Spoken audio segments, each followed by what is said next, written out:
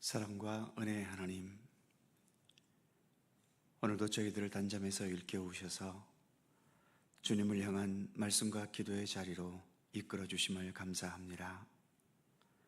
우리가 주님의 말씀을 듣고 배우고 또 묵상하면서 주님께서 우리를 향하신 그 선하신 뜻과 그리고 우리가 이 땅에서 살아가야 할 우리의 삶의 참된 모습들을 더 깊이 깨달아가게 하시고, 그리하여 우리의 살아가는 이 짧은 생애 동안 주님과 동행하고 주님의 선하신 뜻을 위해 힘써왔던 삶의 내용으로 채워지도록 이끄시기를 원하고 기도합니다. 교회 안에서 생활하는 우리의 믿음 생활뿐만 아니라 세상 한복판 속에서도 우리가 거기에서 살아내어야 할 하나님의 사람으로서의 삶이 무엇인지를 더 깊이 깨닫게 하시고, 우리 예수님처럼 섬김과 하나님 중심의 삶과 또 주님의 참된 영광과 온전하신 뜻을 위해 몸과 마음과 정성을 다하는 우리들의 삶이 되도록 인도해 주옵소서. 특별히 이 시간 저희들을 기도의 자리로 불러주셨사오니 마음과 뜻을 다해 기도하게 하시며, 내 자신과 내 주변뿐만 아니라 우리의 살아가는 온 세상을 위하여 중보하며 기도하는 성실한 우리의 기도의 삶이 되게 하여 주옵소서. 감사드리며 우리 주 예수 그리스도의 이름으로 기도드립니다. 아멘. 찬송 273장입니다. 273장.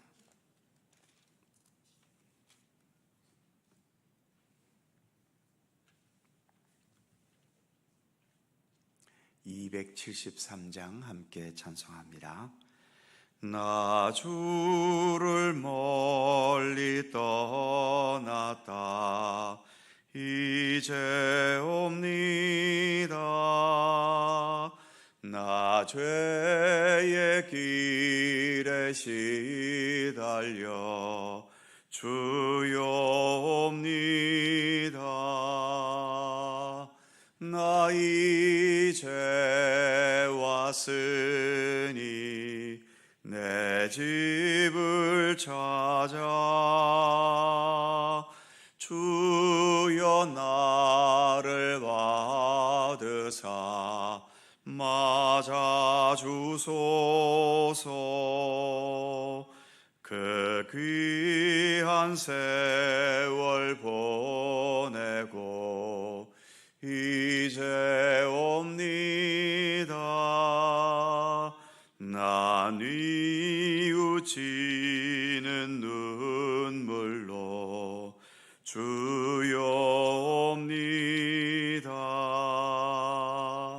나 이제 왔으니 내 집을 찾아 주여 나를 받으사 맞아 주소서.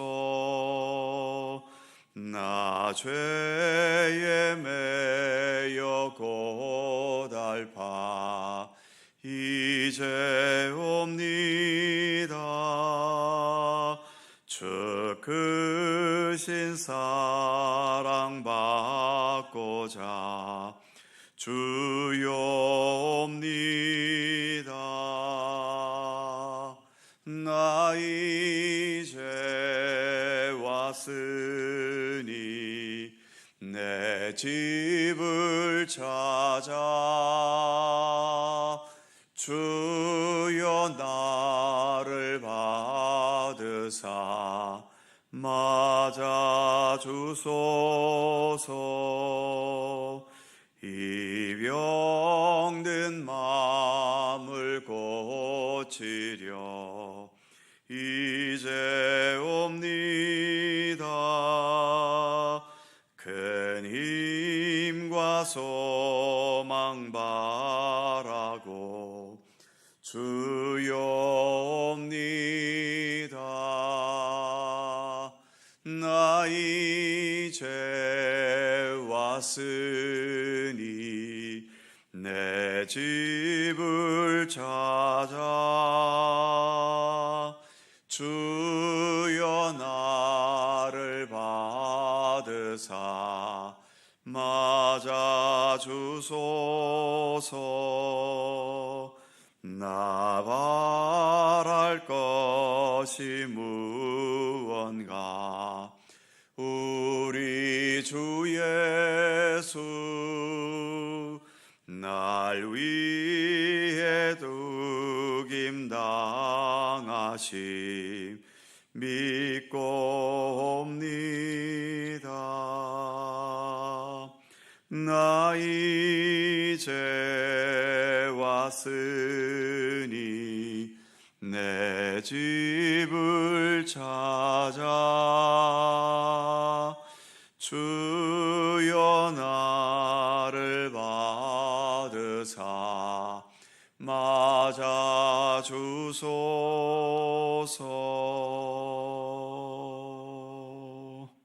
아멘. 요한계시록 16장 10절입니다. 요한계시록 16장 10절에서 11절까지의 말씀입니다. 두 개의 절을 다 함께 한 목소리로 봉독합니다. 또 다섯째 천사가 그 대접을 짐승의 왕좌에 쏟으니 그 나라가 곧 어두워지며 사람들이 아파서 자기 혀를 깨물고 아픈 것과 종기로 말미암아 하늘의 하나님을 비방하고 그들의 행위를 회개하지 아니하더라. 아멘. 일곱 대접 재앙 중 다섯 번째 재앙입니다. 10절 말씀을 다시 보지요. 또 다섯째 천사가 그 대접을 짐승의 왕좌에 쏟으니 그 나라가 곧 어두워지며 사람들이 아파서 자기 혀를 깨물고. 다섯 번째 대접은 짐승의 보좌에 쏟아졌다라고 말하지요. 짐승의 왕좌는 사탄을 추종하는 세력들, 특히 사도 요한 당시에는 로마 황제의 보좌를 상징하고 있죠. 이 세상 그 어떤 사람도 어떤 권세도 감히 건드릴 수 없고 도전할 생각도 못했던 막강한 로마 권세. 그러나 이렇게 막강한 로마 권세도 하나님의 심판을 피해갈 수 없고 하나님의 심판 앞에서는 속수무책으로 무너져 내리는 광경을 본문은 보여줍니다. 대부분 당시 사람들은 로마는 영원할 거라고 생각했지요. 이렇게 막강하고 이렇게 완벽해 보이는데 어떻게 이 로마가 무너질 수 있을 것인가? 대부분 이렇게 생각했을 겁니다. 그러나 진실한 믿음의 사람들은 아무리 막강하고 완벽해 보인다 하더라도 그것이 지니고 있는 한계를 볼 줄 알지요. 무엇보다 겉으로는 얼마나 화려하고 막강한지 모르지만 그 속에 담겨진 악함과 타락과 불의함을 볼 수 있고, 더 나아가 하나님께서 그 불의하고 악한 자들에게 내리실 최후의 심판을 믿을 수 있기 때문입니다. 그래서 남들은 보지 못하는 로마의 한계를 볼 수 있었던 거죠. 그렇기 때문에 사도 요한과 같은 진실한 믿음의 사람들은 로마의 권세 밑에서 힘겹게 시달리며 살아도 자신들을 괴롭히는 로마가 부럽지 않습니다. 로마로부터 고통당하는 자신의 삶이 서럽게 느껴지지도 않았지요. 오히려 바울이 말했던 것처럼 그리스도의 고난에 참여하고 있다는, 그래서 오히려 자부심과 강한 사명감으로 그 어둠의 시대를 꿋꿋하게 살아갈 수 있었던 겁니다. 지금도 세상을 쥐고 흔드는 막강한 권세들이 있습니다. 정치적으로 권력적으로 막강한 자들도 있을 것이고, 또 대부분의 사람들의 마음을 장악하는 돈과 재물의 막강한 힘도 있지요. 그러나 그런 권세와 힘을 가진 자들을 너무 부러워할 필요는 없습니다. 그 권세와 힘은 결코 우리를 구원하지 못하기 때문이지요. 오히려 그 권세와 힘이 하나님과 연결되어 있지 않다면 그 권세와 힘도 영원하지 않을 뿐만 아니라 오늘 본문에서처럼 하나님의 뜻에 어긋나 있는 것에 대해 결국에는 하나님의 진노의 대접이 그 위에 쏟아질 것이기 때문입니다. 이렇게 짐승의 왕좌 위에 진노의 대접이 쏟아지니까 10절 중간 부분에 의하면 그 나라가 곧 어두워지며, 권력자에게 의존하고 있는 나라는 권력자가 무너지면 그 나라도 어두워지고 무너지고 말지요. 우리나라도 구한말 시대에 권력이 제대로 기능하지 못했고 그러다가 일제강점기라는 어두움의 시대가 오지 않았습니까? 하나님을 믿고 예수 그리스도를 따르는 사람들은 세상 권력이 무너지고 세상이 망했다 하더라도 어차피 세상 권력을 의지하기보다는 하나님을 더 의지하며 살았기 때문에 나라가 무너지는 어두움의 현실이 되어도 삶의 방향을 잃지 않을 수 있습니다.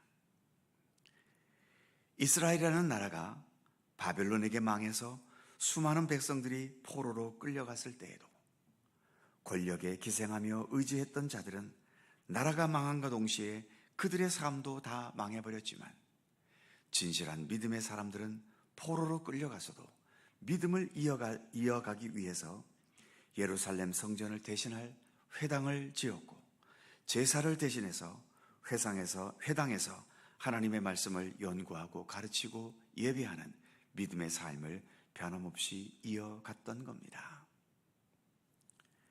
악한 권세를 의지하며 살았던 자들은 본문에서처럼 짐승의 왕자가 무너지니까 그들의 나라도 어두워져 버립니다. 그리고 이어지는 10절 마지막에 보면 사람들이 아파서 자기 혀를 깨물고, 이어지는 11절 아픈 것과 종기로 말미암아 하늘의 하나님을 비방하고 그들의 행위를 회개하지 아니하더라. 참 비참하면서도 그러면서도 불쌍한 현실을 보여줍니다.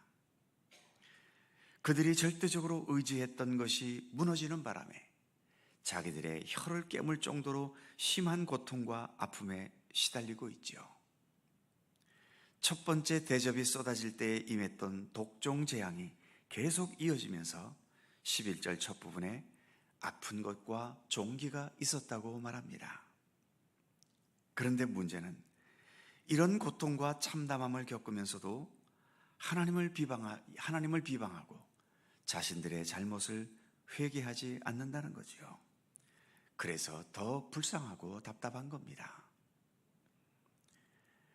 인간은 악함과 불신의 마음을 그 안에 계속 다져가게 되면 어느 순간부터는 더 이상 거기서 빠져나오지 못하는 중독 상태가 되어버리지요.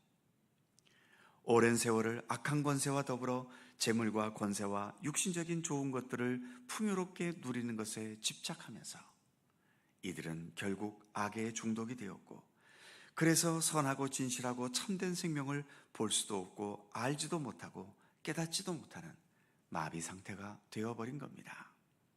그러기에 이렇게 최후의 심판의 고통을 당하면서까지도 마지막까지 전혀 회개하지 못하고 하나님의 그 모든 손길을 끝까지 비방하게 되는 자들이 되어버린 겁니다. 회개의 기능과 의지를 잃어버렸다는 것, 이미 그 자체가 멸망이고 심판입니다. 회개의 기능이 여전히 살아있는 자는 회개하라 천국에 가까이 왔느니라는 예수님의 말씀처럼 그 회개의 과정을 통해 천국에 더 가까이 다가갈 수 있게 되는 거죠. 회개하는 만큼 더 순수하게 주님을 향해 나아갈 수 있게 되는 것입니다. 우리 모두가 우리의 마음속에 언제나 진실한 회개가 살아 있어서 주님의 말씀 앞에 내 자신을 언제나 겸허히 비춰볼 수 있고, 주님의 말씀에서 벗어난 나의 모든 모습에 대해서 진실한 회개의 과정을 회개의 경건의 노력을 기울여가면서 날마다 더 성숙한 하나님 나라의 백성으로서 자라가며 또 성장해가는 우리 모두가 되기를 간절히 소망합니다. 기도하겠습니다.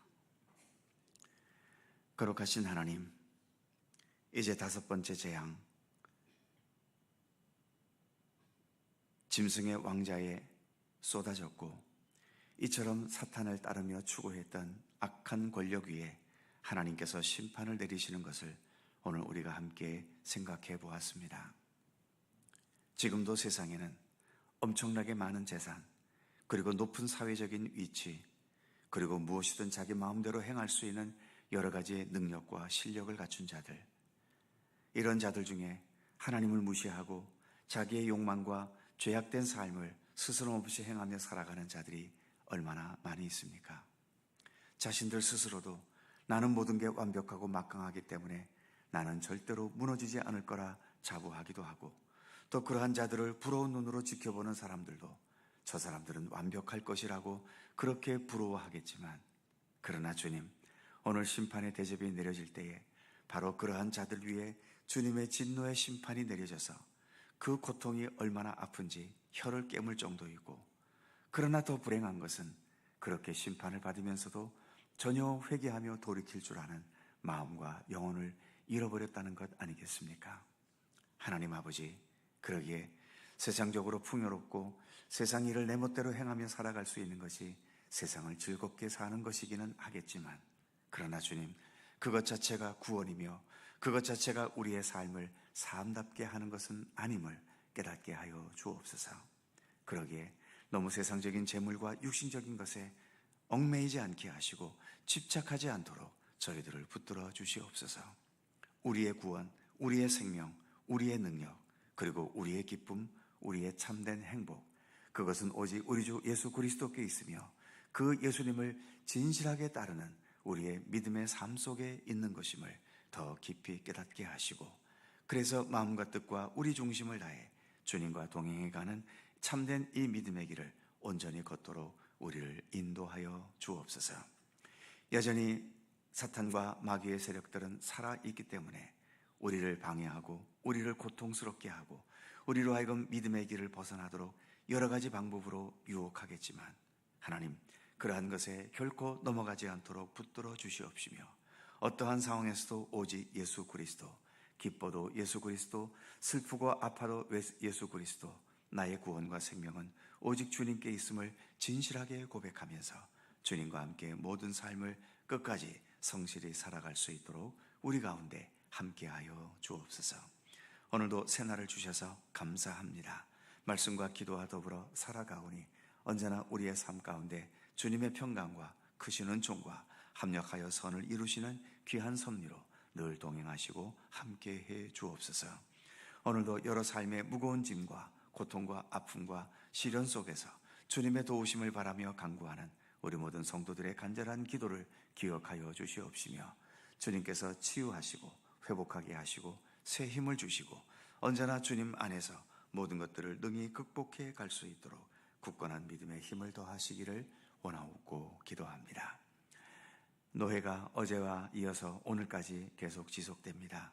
우리 많은 성도님들 밤늦게까지 이렇게 수고하며 애써주셨는데 그 손길들을 하나님 기억하여 주시옵소서.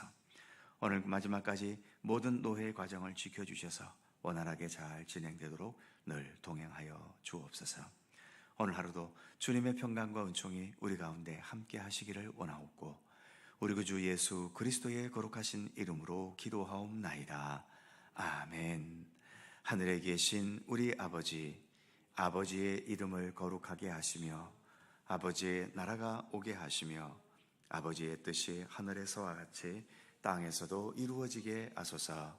오늘 우리에게 일용할 양식을 주시고 우리가 우리에게 잘못한 사람을 용서하여 준 것 같이 우리 죄를 용서하여 주시고 우리를 시험에 빠지지 않게 하시고 악에서 구하소서.